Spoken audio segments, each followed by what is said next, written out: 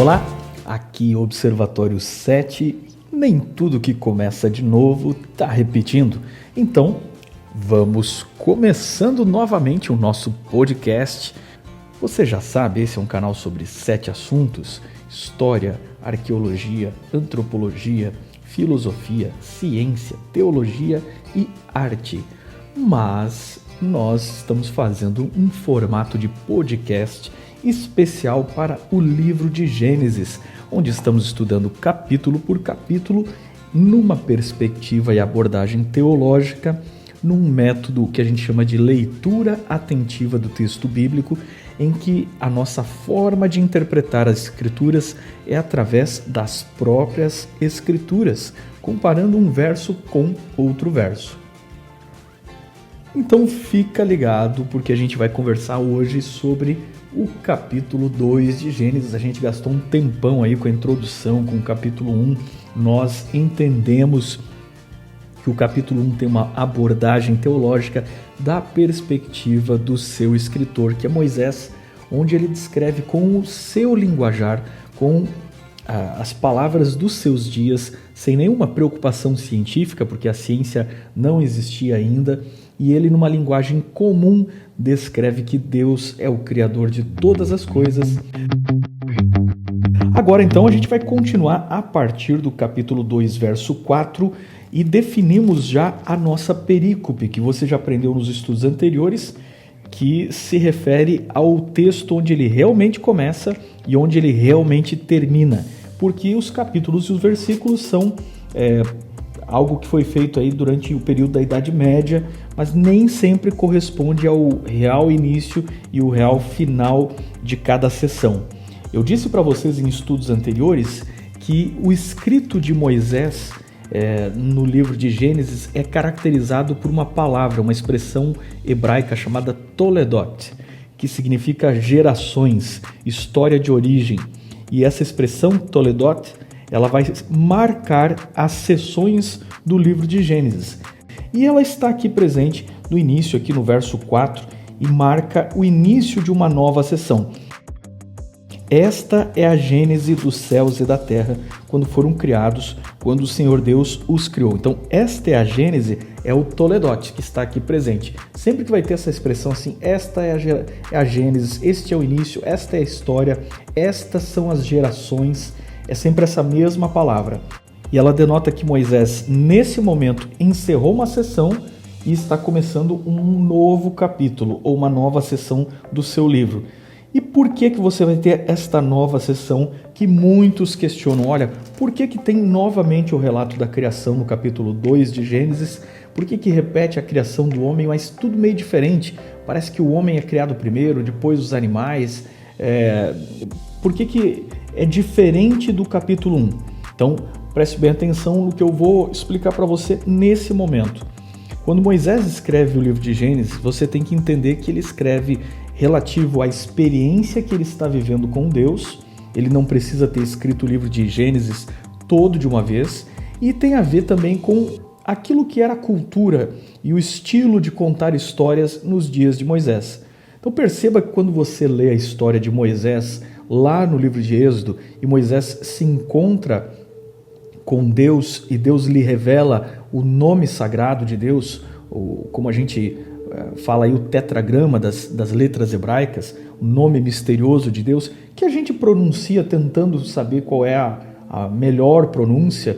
Alguns pronunciam Javé, outros, alguns aí dizem Jeová, e vou usar aqui a expressão Yahweh, o nome sagrado de Deus. Okay? Então esse nome aparece lá para Moisés quando Deus diz, olha, eu sou o Deus dos teus ancestrais, Abraão, Isaac e Jacó. Eles não me conheceram por esse nome, mas eu me revelei a eles. Então o capítulo 1, você pode pensar numa fase da vida de Moisés, quando ele é pastor de ovelhas no deserto. Quem sabe ele está... Aqui eu estou caminhando pela hipótese para construir a explicação. Quem sabe ele está contando aí a história das origens para os filhos dele que nasceram lá no deserto em Midian.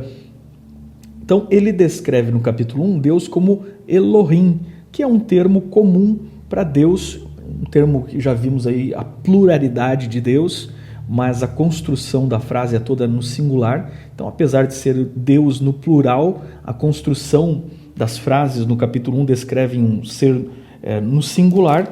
E aí no capítulo 2 não é mais Elohim, você tem Yahweh. Ou seja, no momento após esse encontro lá no Monte Sinai, Moisés decidiu agora contar novamente o relato da criação. Ele está contando para o povo que está lá no deserto, está dizendo, olha, eu conheci esse Deus, o Elohim, e agora sei o nome dele. E eu vou contar para vocês como é que começou a dor e o sofrimento.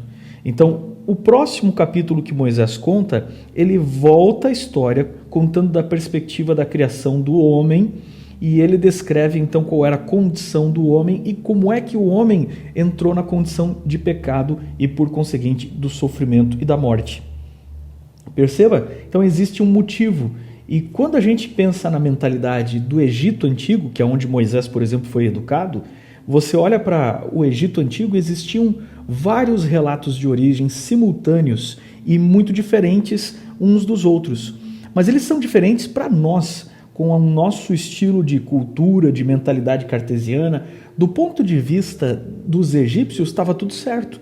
Eles não eram relatos rivais. Você tinha lá um relato do deus Ptah, um relato do deus Ra, todos esses descritos como criadores, mas eles não eram relatos concorrentes. Os egípcios viam eles como relatos complementares uns dos outros. A mesma coisa acontece aqui em Gênesis 1 e 2. Você tem relatos complementares da criação, onde no segundo relato, agora a abordagem é a partir do homem, mostrando a criação do homem, mostrando algo que não é contado lá no capítulo 1, de que Deus preparou um jardim especial, a despeito da terra ser um local criado por Deus, ele cria um ambiente especial para esse primeiro casal, que é o Jardim do Éden, conta com mais detalhes como é que ele fez o homem e como é que ele fez a mulher. Tudo isso está acontecendo dentro do escopo lá da criação dos 6 dias, da semana literal de 7 dias do capítulo 1. Mas agora ele está descrevendo alguns detalhes, ele volta, ele retrocede no tempo e ele conta detalhes. Ele vai falar então sobre as 2 árvores que tem nesse jardim especial. O jardim é dado como um modelo de habitação para o homem, que ele é o mordomo da criação, ele vai interagir de forma positiva com a natureza, ele vai ser o guardião da natureza, ele dá nome aos animais, ele tem autoridade sobre os animais, ele domina sobre aquele jardim, ele recebe de Deus as frutas e os alimentos para comer daquele jardim. Os alimentos dele estão ali à disposição para serem colhidos no jardim. Então ele recebe tudo isso. E é interessante que nessa realidade do jardim existe ali 2 arquétipos das realidades de escolha que o homem tem. Então você tem ali uma árvore da vida, da qual o homem se alimenta e por isso ele obtém vida eterna. Essa árvore da vida é um símbolo para o próprio Deus, que é o doador de vida, e ao comer do fruto da árvore da vida, o homem então adquire a possibilidade da imortalidade, de viver, porque sendo um ser criado, tudo que é criado tem um desgaste. Esse desgaste não ocorre na natureza, e no caso da natureza do homem, por interferência de Deus. E o homem então adquire um status de viver para sempre, comendo do fruto que é um arquétipo justamente da ideia de Deus como o doador da vida. Por outro lado, existe uma segunda árvore que é colocada no jardim, que essa árvore é chamada de árvore da ciência, ou então, aqui não é a palavra ciência de método científico, né? Ciência quer dizer aqui sabedoria, conhecimento, a árvore do conhecimento do bem e do mal. Ou seja, é uma árvore que daria para o homem a desobediência, a possibilidade de desobedecer, de se desconectar de Deus, de estar separado de Deus. Então, essa árvore é um arquétipo da liberdade de escolha, onde o homem pode escolher não ser fiel a Deus.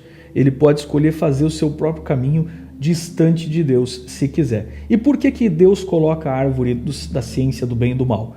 Porque ele cria o homem à imagem e semelhança dele. Ou seja, o homem é livre para tomar o seu caminho. Ele é livre para escolher.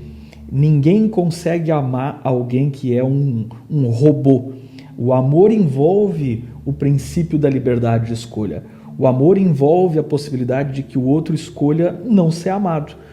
O amor envolve a liberdade. Sem a liberdade não existe o amor. É claro que essa liberdade, ela traz consigo consequências que o homem vai ter que medir por si mesmo. Mas o interessante é a gente voltar um pouquinho aqui para o verso 4, 5, 6 e 7, onde nós temos a descrição da criação do homem. São os primeiros versos dessa perícope. E aqui onde a gente tem a descrição da criação do homem, então começa o texto e ele vai terminar onde? Ele vai terminar onde começa novamente a expressão Toledot, ou estas são as gerações. E isso só vai acontecer lá no capítulo 5. Então, muitos teólogos vão ver o capítulo 2, boa parte dele, 3 e até o capítulo 4, como uma única unidade. Alguns teólogos vão dividir o capítulo 3 e 4, mostrando a vida do homem, da família humana, e depois a vida fora do Éden com os descendentes de Adão e Eva. Mas, a princípio, a ideia aqui é que essa sessão só termina lá no capítulo 4. E nessa primeira sessão, você tem então a descrição da criação do homem, que é feito do pó da terra, é feito ali do barro, e Deus sopra nele o fôlego de vida, e a união do corpo mais o sopro de vida passa a ser uma alma vivente. Então aqui você já começa de cara a perceber o que a Bíblia trata por alma. A alma é o produto daquilo que foi pego o pó da terra, o corpo, mais o fôlego de vida, e ele passa a ser uma alma vivente. Não tem dificuldade para a gente entender aqui que é corpo. O fôlego de vida é um texto hebraico que vai tratar isso por o ruach. O ruach é o sopro, é o vento. A gente teria que discorrer aqui sobre o uso da palavra ruach em todo o Antigo Testamento, mas muitas vezes essa palavra é usada para o vento comum, para a respiração, para o vento que sopra as árvores, para o vento que entra, por exemplo, na respiração dos animais e assim por diante. E o produto disso é o nefesh, que é um outro termo muito bacana. Quem sabe a gente faz aí um podcast só para definir aí ruach e nefesh. O nefesh é o termo traduzido aqui por alma vivente, ok? Mas nós não temos tempo para ficar agora nesse ponto, mas para entender, esse texto está aqui para fazer uma contraparte para a descrição da morte, que vai estar primeiramente lá no verso 17, quando ele diz assim, olha, mas da árvore do conhecimento do bem e do mal não comerás, porque no dia que dela comerdes, certamente morrerás. Então, a descrição do texto é muito clara. O resultado da desobediência, o resultado do homem se separar de Deus, o resultado do homem ser independente de Deus, o resultado do homem não obedecer a Deus, e a gente chama tudo isso de pecado, o resultado é a morte. E essa morte, o que é a morte? Ela está descrita quando acontece todo o episódio aqui da tentação e queda. A morte está descrita no capítulo 3, no verso 17, diz assim, e a Adão disse, visto que atendestes à voz da tua mulher e comestes da árvore que eu te ordenara não comesses, malditas é a terra por tua causa, em fadigas obterás dela o sustento durante os anos da tua vida. Ela produzirá também cardos e abrolhos, tu comerás a erva do campo, no suor do teu rosto comerás o teu pão, até que tornes a terra, pois dela foste formado, porque tu és pó e ao pó tornarás. Então, pecou, qual é a sentença? Morte. Qual é o resultado que Deus vem entregar aqui? Você vai voltar para o pó da terra. O que é a morte? A morte é a desorganização daquilo que Deus fez e tornou como alma vivente. E a desorganização é o corpo voltando a ser pó, e o ruach, o espírito, o sopro, volta para Deus que o deu. Ok? Então isso aí tem que estar muito claro, porque alguns teólogos, filósofos, enfim, o pessoal vai dizer assim, mas essa morte era só uma morte espiritual. Não, não é uma morte espiritual. Está muito claro que morre o corpo, que o corpo volta ao pó da terra. E a gente viu que quando Deus criou todas as coisas, eis que tudo era muito bom. A gente viu que não havia morte no Jardim do Éden, porque foi dado como alimento, não só para o homem, mas também para os animais, foi dado a eles alimento de plantas, de frutos, e eles não tinham morte, pelo menos não no nível de morte que nós temos hoje na natureza após o pecado. Vamos considerar então aqui alguns outros detalhes, né? Primeiro, onde Deus colocou o primeiro casal. Ele fez um jardim para esse casal. E esse jardim está descrito aí no capítulo 2. Ele tem uma localização dada por Moisés aqui no texto, mas a gente não tem como saber onde ficava isso. Esse é um dos grandes mistérios. Primeiro porque Moisés está descrevendo um lugar que ficava na terra antes do dilúvio. E o dilúvio, sendo uma catástrofe na qual se romperam as fontes do abismo, na qual houve ali tsunamis, transformações geológicas colossais, não dá para a gente presumir de que as coisas ficaram iguais. Simplesmente pode ser que os nomes de rios que nós temos hoje ali, Tigre, Eufrates, e esses nomes de terras como Avilá e tal, foram colocados por eles em homenagem aos lugares e às pessoas que eles conheceram antes do dilúvio. Não é incomum o homem viajar, mudar para um lugar, chegar num lugar novo e colocar referências a nomes que conheceu na sua própria terra anterior. Novo Hamburgo, Nova York, Nova Edessa, em referência a lugares que ele conhecia antes. E inclusive nomes de rios, nomes de pontos geográficos também são repetidos. O mesmo pode ter acontecido aqui. Aqueles que sobreviveram ao dilúvio tiveram descendentes, contaram suas histórias, e seus descendentes colocaram os nomes das cidades, das pessoas que conheciam, nos rios que eles começaram a encontrar na terra após o dilúvio. Porém, por outro lado, é interessante a descrição que ele faz do Éden, diz assim, verso 10, e saía um rio do Éden para regar o jardim, e dali se dividia repartindo-se em 4 braços. Então veja, é dito que a nascente do rio estava no Éden. Então o Éden é um tipo de vale, talvez um vale no meio das colinas, de montanhas, isolado do resto da natureza, onde ali tem um jardim especial. Como é um lugar mais alto, mais inacessível, sei lá, para outras criaturas, e lá nesse local específico você tem uma nascente, isso indica que é um lugar mais alto, se forma um rio, e desse rio vem 4 braços. O Éden pode inclusive estar isolado dos demais através de canais de água. E esse Éden também tem 4 braços saindo do rio que sai dele. Isso também lembra-nos aquilo que o Apocalipse descreve dentro da Cidade Santa, quando é visto a árvore da vida, que a árvore da vida também está aqui no Éden, e sai um rio da vida ali daquele conjunto da nascente ali onde está a árvore da vida. Dá-nos a entender com isso de que o jardim do Éden possa ter sido levado para o céu ou transladado para o céu antes do dilúvio, de forma que o jardim do Éden esteja dentro da Nova Jerusalém, que um dia, segundo o livro de Apocalipse, será colocada aqui na terra. Se há uma Nova Jerusalém, ela vai descer no lugar da antiga Jerusalém, talvez possamos presumir que a localização original do Éden fosse por ali mesmo, e quem sabe numa grande e vasta área que envolvia o que a gente chama de Oriente Médio ou de crescente fértil, pegando desde a ponta do Egito até lá na região da Suméria. Porque quando você tem a descrição, é interessante ele dizer aqui que o primeiro desses 4 braços era o que rodeava a terra de Avilá, que normalmente é um nome para uma região ali do sul, sudoeste da Arábia, e diz assim que tinha ouro e tinha também pedras, bidélio e ônix. Nos faz pensar que nesse jardim as pedras preciosas não estavam encobertas nas profundezas da terra, mas que havia uma beleza inclusive de pedras preciosas distribuídas sobre o solo desse jardim extraordinário. O segundo rio chama-se Gion, que circunda a terra de Cuxi. Na Bíblia, há várias referências que você vai ter nos profetas, em Jeremias e outros lugares, que chamam a terra de Cuxi. E a gente entende justamente o que hoje é chamado de África como a terra de Cuxi.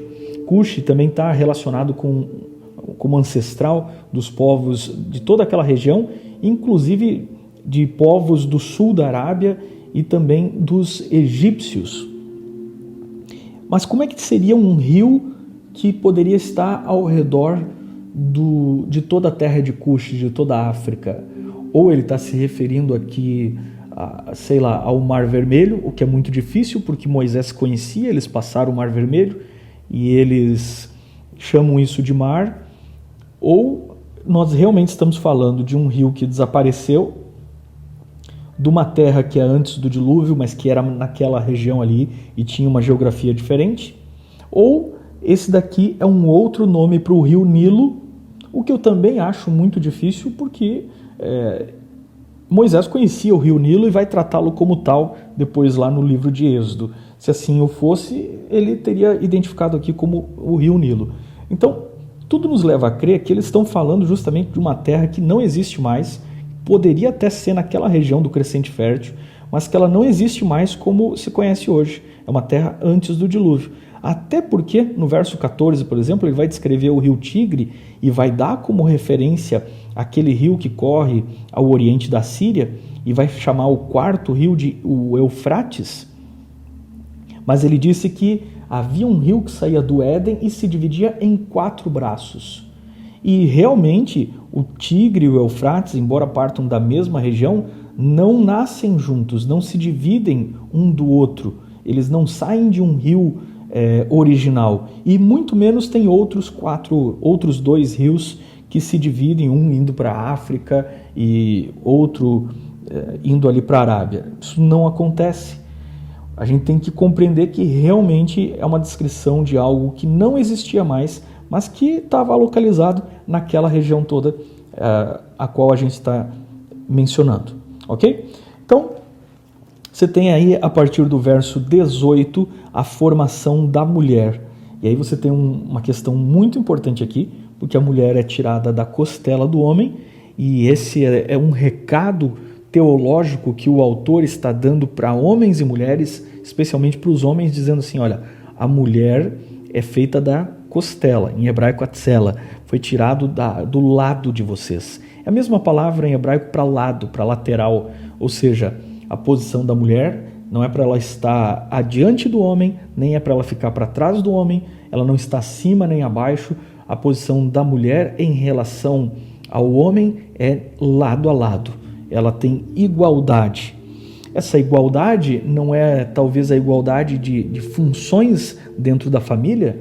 A igualdade é uma igualdade moral, é uma igualdade de direitos, de cuidados, é uma igualdade de inteligência, de espiritualidade, é uma igualdade que deve ser notada e que vai se perder a partir do momento que o pecado entra e começa a ocasionar brigas dentro dessa primeira família. E o texto é claro em dizer que Deus criou essa necessidade do homem se sentir sozinho para dar-lhe uma companheira que seja idônea, que seja correspondente, que possa ficar com ele, e os dois juntos se tornam uma só carne e vai criar o estilo ou o padrão para as famílias que virão deles.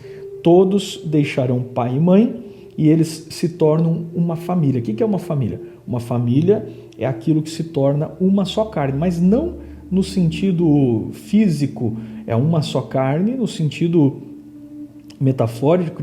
E o casamento é colocado aqui como algo muito importante e esta é a origem da família. Então aqui tem um aspecto muito interessante para a gente aprender e para a gente fechar aqui esse nosso podcast que tem a ver com a origem da família e a origem da humanidade. Existe uma tentativa dos teólogos de tentar conciliar isso com uma percepção das origens evolutivas do ser humano, como se o ser humano tivesse evoluído a partir de ancestrais comuns com os primatas e assim por diante, como é conhecida na teoria da evolução. E a partir dessa perspectiva da teoria da evolução, o ser humano teria passado por um lento desenvolver decorrido de seleção natural, onde houve morte, dor e sofrimento, e depois então chegaria ao estágio do Homo sapiens. E nesse processo, a família nada mais nada menos do que um bando de indivíduos que começou a se unir para se proteger e para prosperar, para caçar e para ajudar a cuidar de suas crias, e disso aí teria evoluído a família. Gente, nós não temos nem na história, nem na antropologia, nem na paleontologia, nem na arqueologia, nenhuma evidência de como explicar o surgimento da família. Absolutamente nenhuma evidência. É claro que a gente pode estabelecer comparações com os animais e com famílias e como os animais criam seus filhos, mas não existe parâmetro para a família na forma como nós entendemos, ou como pelo menos a Bíblia descreve. Existe um esforço de desconstruir o que é família, mas a família está bem clara aqui. A família é homem, e o texto vai colocar macho e mulher, fêmea, unidos por Deus, eles se tornam uma só carne e eles produzem a sua descendência. E isso é uma família. E esta família, ela é um mandato divino. Ela é uma ideia divina. Ela é uma revelação de como tem que ser a natureza humana. E aí fica a pergunta que muitos fazem, mas e os homens primitivos que existiram ou teriam existido antes do Homo sapiens? As espécies como Neandertal, como Homo erectus, Australopithecus e tantos outros. Como eu já disse e defini em podcasts anteriores, quando a ciência entra em desacordo com o texto bíblico, a nossa perspectiva tem que ser assim: deixe que a ciência fique lá no escopo e no laboratório dela, produzindo pesquisa e chegando a conclusões que hoje são uma coisa e amanhã poderão ser outra, à medida que a ciência vai progredindo, entendendo e descobrindo mais fatos.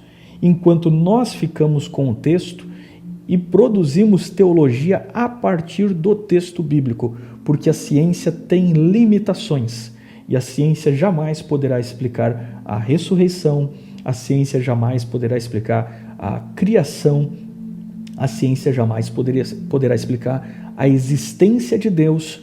Então, há assuntos que não pertencem à ciência. Por exemplo, a ciência não tem poder de definir moralidade, certo ou errado. E todo o objetivo deste texto aqui é fazer uma construção para entender como é que surge a moralidade humana e como é que vai surgir o pecado e a solução para o pecado.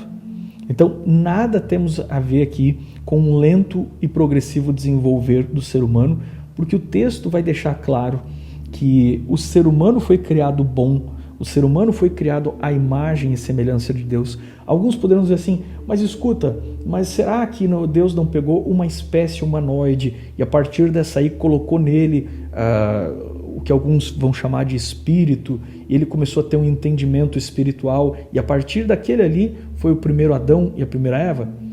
Primeiro que na ciência existe um ancestral comum homem e um ancestral comum mulher, ele é chamado de Adão dos nossos cromossomos, tem a Eva também mitocondrial, mas pela perspectiva científica, este Adão e esta Eva vivem separados por milhares de anos, não estão exatamente na mesma época. Segundo que toda a perspectiva de construção científica para a origem humana, ela está baseada no conceito de morte. E isso não bate com o texto bíblico, porque o texto bíblico diz assim que não havia morte e que a morte é o salário do pecado. Aí que vem aquela fuga, alguns vão dizer assim, não, mas aqui é só a morte espiritual. Vimos que não. Vimos que o texto deixa muito claro que aqui é morte física. E essa morte física está no capítulo 3, no verso 19, quando diz assim, no suor do teu rosto comerás o teu pão, até que tornes a terra, pois dela foste formado, porque tu és pó, e ao pó tornarás. Então existe uma compreensão de que a morte é um resultado do pecado. A morte é a desgraça do ser humano. O que vai se apresentar, a gente vai falar sobre isso no próximo podcast, é a solução para a morte, que aí é uma perspectiva cristológica, ou como os judeus vão entender uma perspectiva messiânica, e a gente vai falar sobre a origem do mal e a solução para o grande conflito, a solução para a morte e tudo mais, num próximo podcast que a gente vai continuar avaliando a história relatada aqui em Gênesis capítulo 3. Mas aqui nós não temos dúvida de que existe uma morte real e existe um Adão histórico e uma Eva histórica sendo defendido pelo texto e que não abre margem para que tenha existido antes deste outros tipos de seres humanos que deram origem para ele. Mas e como é que fica os fósseis de hominídeos que existem? Repito o princípio que eu sempre sigo. Eu sigo respeitando a ciência, mas entendendo que a ciência é uma construção humana que amanhã poderá mudar de ideia. Houve no início do século XIX vários casos de supostos hominídeos que num momento a ciência acreditava que ele era o elo entre o homem e formas de primatas mais antigos, e dali a pouco viram que aquilo ali era uma fraude, como por exemplo o caso do homem de Piltdown. Eu não estou com isso dizendo que todos os fósseis de hominídeos são fraudes. Nem estou dizendo aqui que todos os cientistas são tolos o bastante para todos eles, homens extremamente inteligentes, acreditarem em fraudes. Eu estou dizendo que existem fósseis de primatas antigos, pré-históricos, e que nós podemos ter diferentes perspectivas de interpretação. Então, se eu tenho uma cosmovisão materialista e de que o texto bíblico e de que o milagre da criação não pode ter acontecido, eu tenho que arrumar uma explicação para a natureza, para a origem humana, do ponto de vista materialista. E eu vou interpretar tudo que eu encontro buscando e vendo já esse escopo materialista. Então, se eu encontro fósseis de primatas antigos, eu vou interpretar que, como nós somos muito semelhantes aos primatas, aqueles ali são os meus ancestrais. Mas será mesmo que foram? Ou será que eu não vou descobrir daqui a pouco, como a ciência muitas vezes já descobriu, que aquele ali é um fóssil que não se encaixa durante séculos. Durante anos a gente pensou que aquilo ali se encaixava na linha evolutiva humana, mas de repente a gente descobre que não. Vou dar um exemplo para vocês, olha só. Quando eu era garoto, eu lia livros de história natural, lia livros evolucionistas e eu via ali o desenho da caminhada humana. É um famoso desenho que mostra assim um animal parecido com um chimpanzé, um Australopithecus. Ele começa a caminhar, depois vem um outro, o Homo erectus, ele começa a se erguer, fica bípede, e tem o Homo habilis já carregando algum tipo de ferramenta, e aí ele se transforma no próximo passo da caminhada no homem de Neandertal, que é uma espécie que foi encontrada na Europa e habitou tanto a Europa como boa parte da Ásia. E ele tinha algumas características um pouco diferentes. Ele era mais atarracado, uma estrutura assim mais de ossos mais atarracados, mais fortão, só que era mais baixo e tinha um crânio maior, mas um crânio com uma testa um pouco mais baixa. Então eles olharam para esses fósseis do homem de Neandertal e interpretaram ele de diferentes formas. Se você fizer uma busca no Google, interpretações do homem de Neandertal ao longo da história, e você olhar as diferentes imagens de reconstruções do homem de Neandertal, você vai ver que primeiro ele era reconstruído pelos artistas como uma criatura meio simiesca entre o homem e o macaco, com um corpo de homem, mas com uma cara de macaco. Depois eles começaram a desenhar e a modelar ele como um homem que tinha feições um pouco mais humanas, mas ainda assim uma cara assim meio de retardo, uma cara de alguém que tinha de repente feições primitivas, um pouco mais simiescas, como alguém que não era inteligente. Mas de repente começaram a descobrir mais sobre o homem de Neandertal, descobriram, por exemplo, que ele já tinha religião, porque ele enterrava os seus mortos. Descobriram ele fabricando roupas, que não é uma coisa muito simples de ser feita, ainda mais se você quer roupas para sobreviver ao frio da era glacial. descobriram que ele tinha habilidades de caça e por aí vai. E aí vão descobrindo que ele se enfeitava e de repente começaram a pesquisar o DNA dos fósseis do homem de Neandertal, inclusive descobriram que tinha DNA ou percentual do DNA de Neandertal em muitos europeus. Ou seja, esse camarada agora não era mais um ancestral humano, mas tinha vivido paralelo ao Homo sapiens, inclusive tinha cruzado com o Homo sapiens e produzido descendência. Então, se produziram descendência, a pergunta que eu faço é a seguinte: será que era um tipo de ser humano diferente?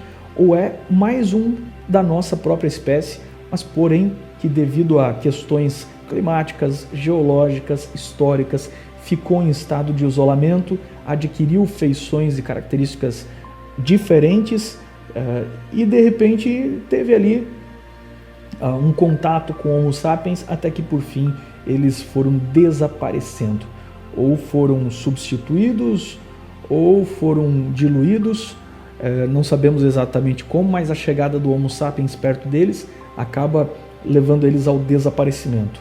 Fato é que aquele desenho que eu lia quando criança nos livros de história natural, nem mesmo os evolucionistas usam mais.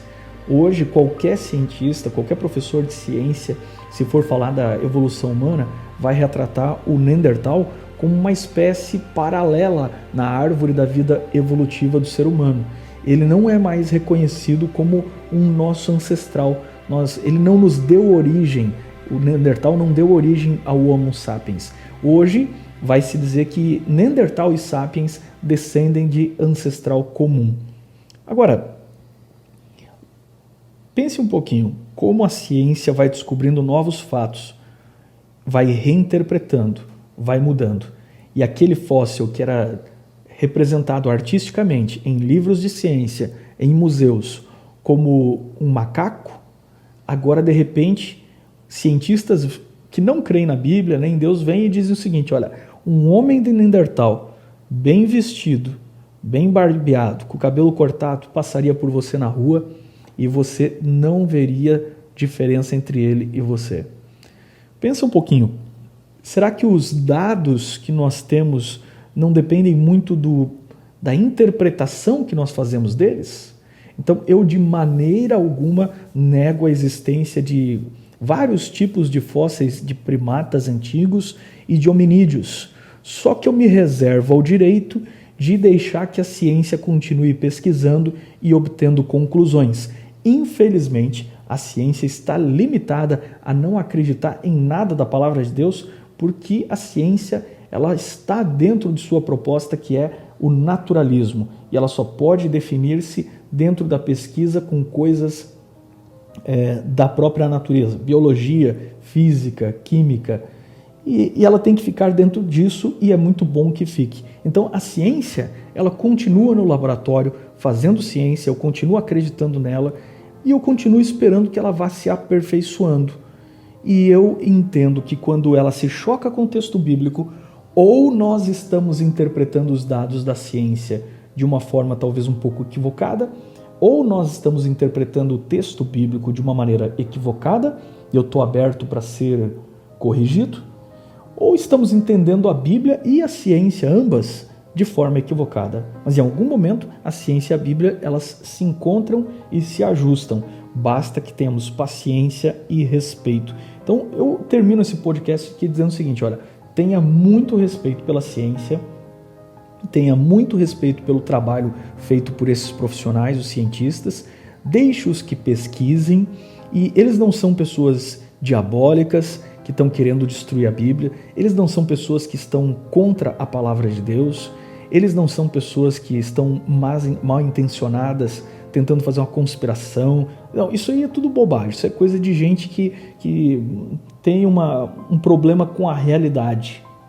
Eles são pessoas inteligentíssimas que interpretam os dados com base num pressuposto que eu, por exemplo, não tenho, que é um pressuposto materialista. Eu estou liberto desse pressuposto materialista e estou aberto a outras possibilidades.